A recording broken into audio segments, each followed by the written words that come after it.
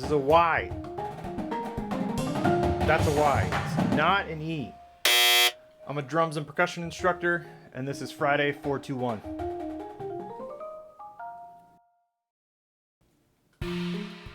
So last week we made things even simpler with these 421s. We took the 60-note accent tap, and instead of an accent, we started putting a rest. And if you can guess, we're doing the same thing, but with triplets this time.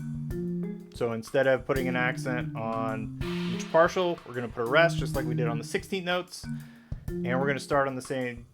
We're going to start the same way. So I'm going to put a rest on that third partial. So that's going to turn it into.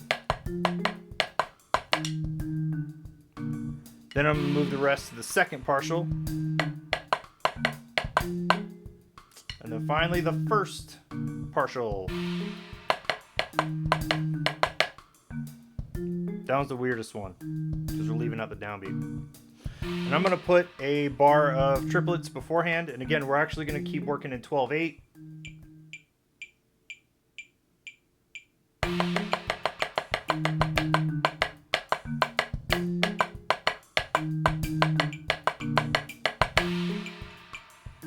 So again, we're talking a lot about full strokes and downstrokes.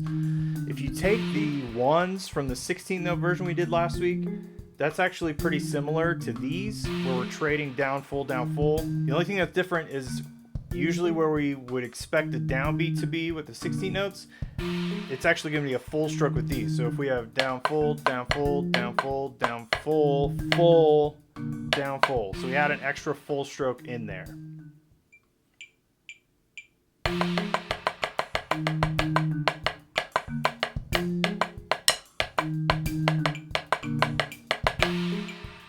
You can see on that one, even I'm not used to having. Oh right, actually you can even see with me that second bar when we have the first partial and the third partial.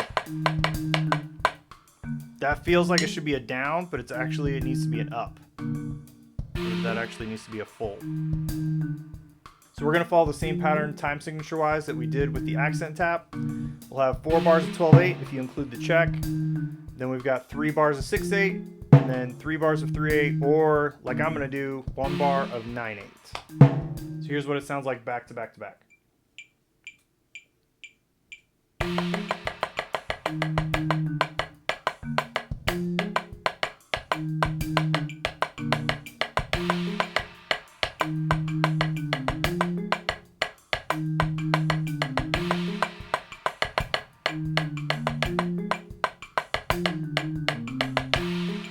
What's kind of cool about that last bar is the only downstroke we have is 1 on each of the turnarounds. Otherwise, that whole bar is just all full strokes. Some of the different ways to play this, obviously we can play it backwards. We can change the sticking, so instead of right, left, right, left, right, left the whole time, we can alternate it.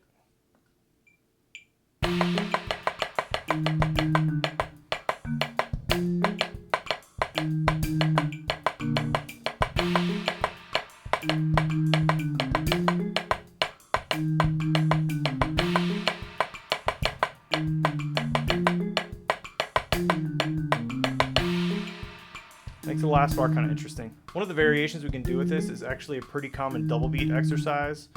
I've known it as shups. I don't know if anyone else have heard anything like that. I'm sure if you've been on a drum line at some point you've heard shups. But you put everything on one hand. And this isn't quite a 4-2-1 because I'll play it as a 4-2-1. But with this exercise, we actually end up just repeating each thing twice. So the 4s we play off the right hand, off the left hand, 2s right hand, left hand, 1s, I think we actually play those 4 times, 2 times each. But this would be the shups version.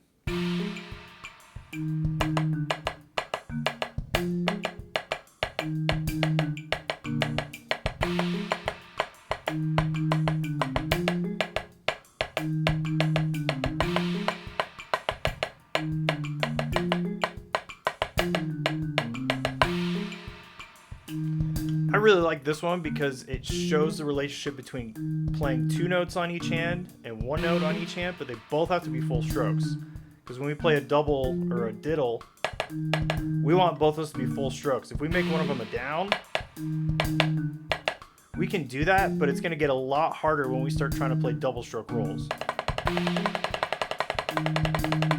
If I try to play that second note of each diddle as a down, then I have to lift it back up in the air. So this one's really good for developing that. I know a lot of my students kind of have issues stopping that second note of the diddle instead of letting it bounce back up in the air. Plugging flam accents into this is really good. A funny story, when I was in high school, I used to right hand all my flams for no real reason, and it took until I think it was my senior year of high school when our instructor was like, hey, why are you right-handing all your flams? And I was like, what do you mean? He's like, well, you can't just keep doing that. You're gonna have to play left-hand flams eventually. And so I wish I would have had this exercise back then, because that took me a long time to just kind of figure out, because I was so used to doing this.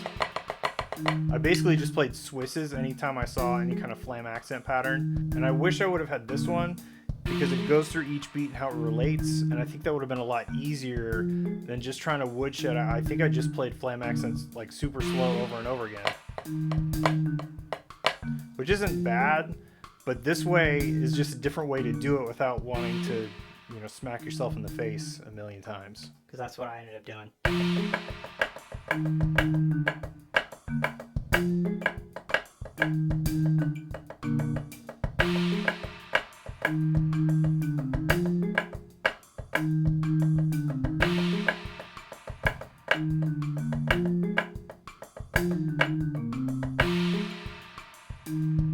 Otherwise, again, that's all I got. A little shorter of a video this week. I was out of state over the weekend. Had to finish up my high school's book for the fall. So as always, follow me on all the social media. Like, comment, share, subscribe. I'm trying to get a list of all these things I gotta mention at the end of each video. Other than that, I'm drawing a blank.